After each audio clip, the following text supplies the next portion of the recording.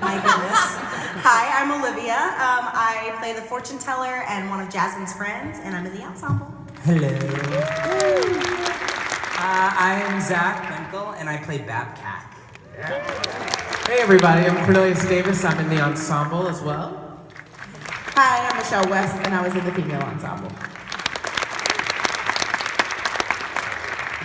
All right, ladies and gentlemen, let's start. Who's got questions?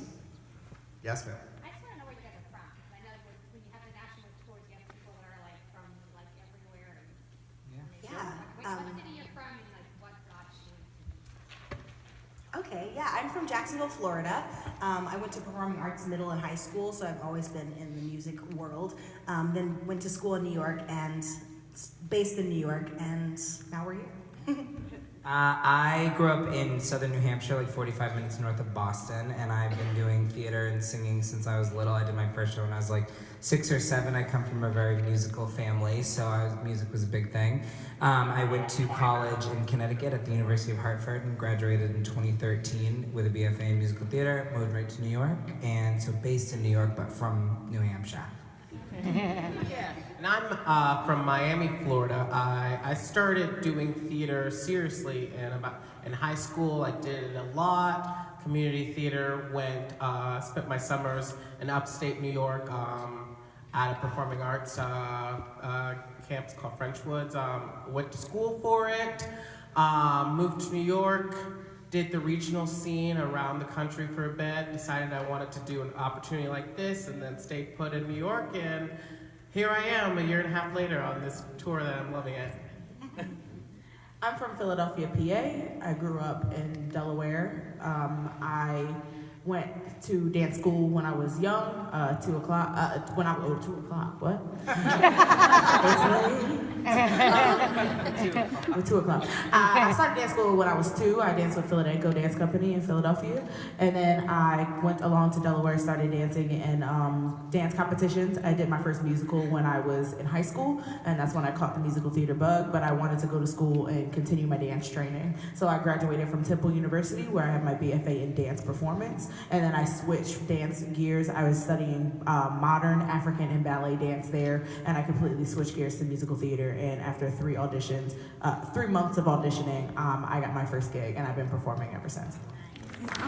There was a question right before you guys came out from the young lady in the back. She's dying to know about the audition process for this show. I think we all have different experiences, which is definitely the case for most jobs in New York. My personal experience, I was able to contact the casting and be like, I think I would be great for this role.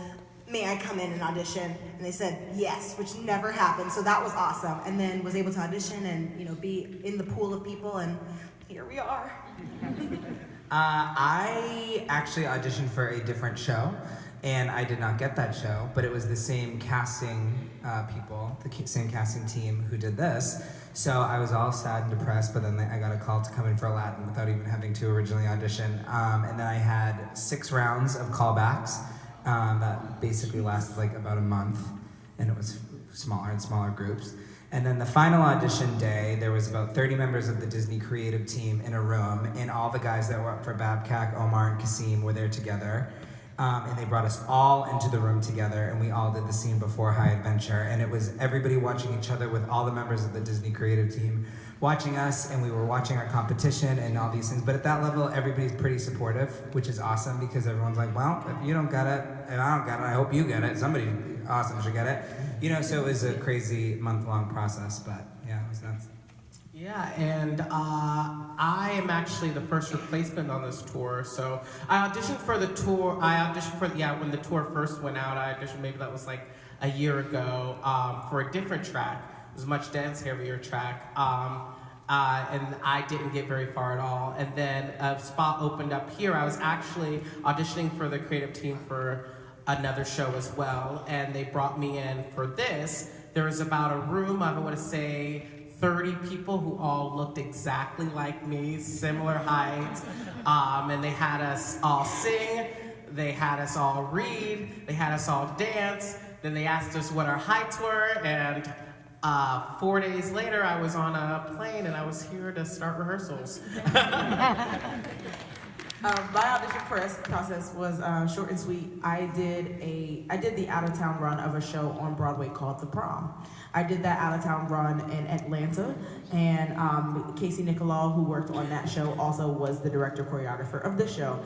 He liked my work ethic and he liked the way that I danced in that show. And then he asked me at the pool one day if I wanted to be a part of Aladdin, and I said, "Sure, that sounds great. You're gonna give me my next paycheck. That sounds great." So didn't really have to audition. They flew me to New York. I sang for a panel, and the next day I got a call saying that you're going on Aladdin. And I said, "Great."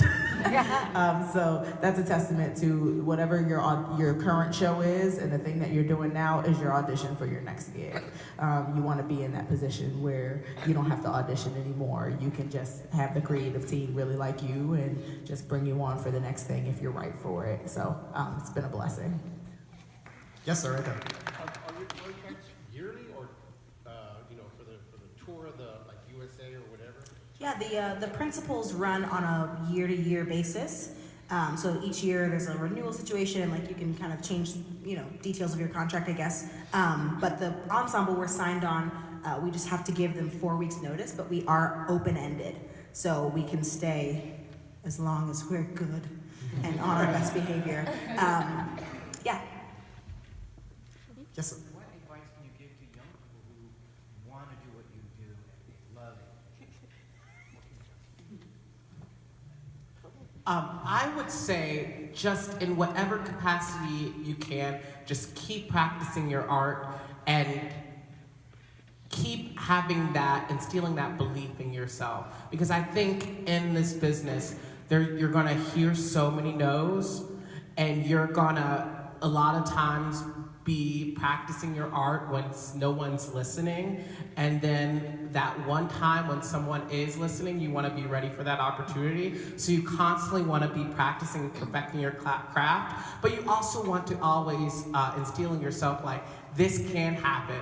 This is a dream of mine that's gonna come true, and it's only a matter of time before it does come true. Because I think that those two things are two of the most important things that have kept me afloat in this business. I think that you have to be fully obsessed with it. You have to eat, sleep, and breathe, and nothing else can make you as happy as performing, honestly. I mean, for me, a big thing, we all compare ourselves to other people, which is a thing that every human does. But I think it's really important. You can't move forward if you're too busy looking to the side. So don't compare yourself to other people. Just stay on your path and be the best person you can be. Because that's also a big thing, back to kind of what Michelle was saying. It's ultimately about being a full-fledged, good, well-rounded person that people want to be around. And that's how jobs and opportunities come. So a combination of being super passionate, so it's all you think about, working your butt off, and being just an awesome person.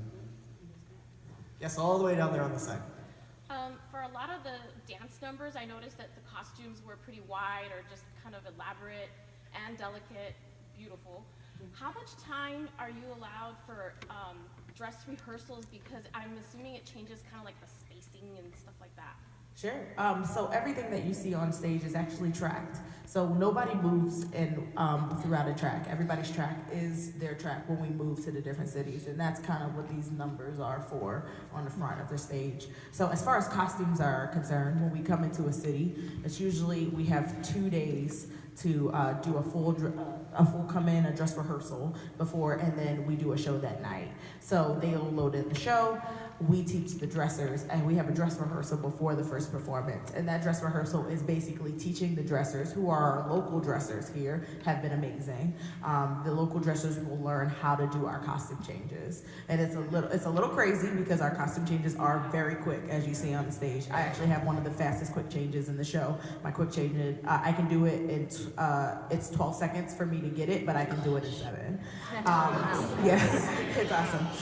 But without our help with our dressers, we would never be able to go on stage. So usually there's about one dresser to each person that helps us with our quick changes and make sure that we're on and off stage at the same time. And we also have an amazing wardrobe team that travels with us and make sure all the costumes are glitzed and glammed every time we go on the stage. They're always doing work and they're amazing. There's only 3 people on that costume costume team that travel with us, though. So every time, like Michelle said, there's a dresser for every 1 to 2 people. So the first time that the dressers are learning the show is our rehearsal that day before our first show that night. They're handed a packet and said, this is everything you have to do.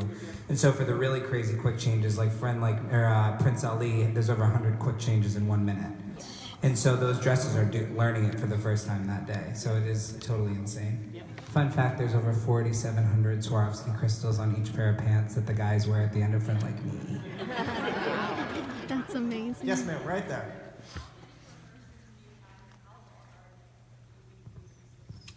Well, from the start of the show, we learned the show.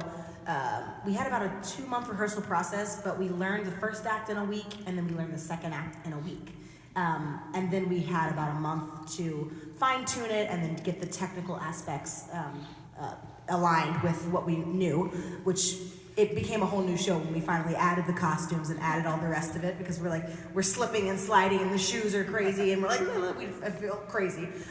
So we had, especially when new people come in. I know when you came in, the rehearsal was much shorter for you because you were jumping right in, which is always so amazing. Anybody new that comes in, I think it's maybe a week or 2 max, and then they're in the show fully. So it's pretty quick. At least right now we don't have as many rehearsals, and we're able to kind of live our lives a little bit more. But that beginning was filled with rehearsals, and it was really fun, actually. There are rehearsals happening constantly for swings and understudies and standbys. So at this level, there's basically 3 different things. You have standbys that are not in the show every single night, but they are here backstage, and they cover 2 roles per person. There's 3 of those guys that are here every day and somebody goes on. And then there's understudies, which are people who perform in the show in their normal track, as Michelle is saying, and they also cover principal roles. And then there's swings. So there's 3 male swings and 2 female swings, and they cover all the male tracks in the show and all the female tracks in the show. And so those people are constantly having rehearsals. But for example, we do have a new person,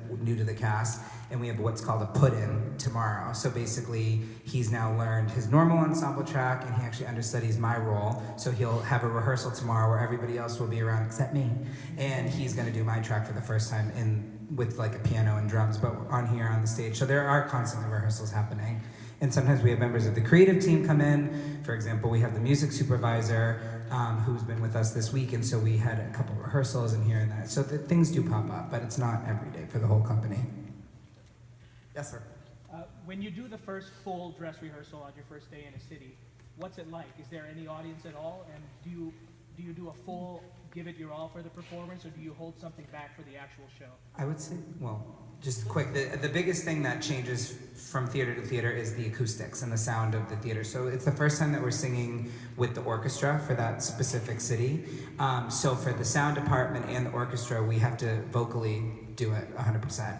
Physically, we can, as long as we're in the spot that we're in on stage to get our bearings on everything, then we don't have to go as full out with the dancing and the acting, and because they want to get a save for the show, the people buying, But we do have to sing full out for those sound checks, is what we call them. The only thing I think we do as far as full out is that in our bodies is making sure that we do our backstage traffic as is the show is going on, because there's a lot of backstage traffic going on. So even though if there's no audience and I'm just kind of marking, when I'm running off stage, I will fully run off stage so the dresser knows that I am fully running at this moment, so he or she knows, okay, you're coming right to me. That's the only thing that we really do during those dress rehearsals.